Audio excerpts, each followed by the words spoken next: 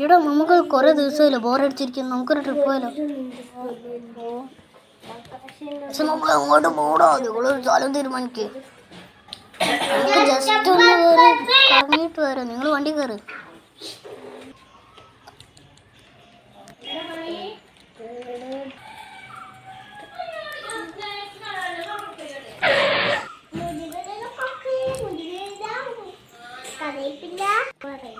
ഡ്രൈവിങ്ങൊക്കെ സൂക്ഷിച്ചു പോവാട്ടോ.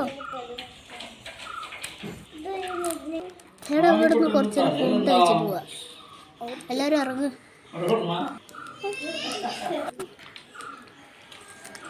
നമ്മൾ ഏത് ഫുഡ് എടുക്കും?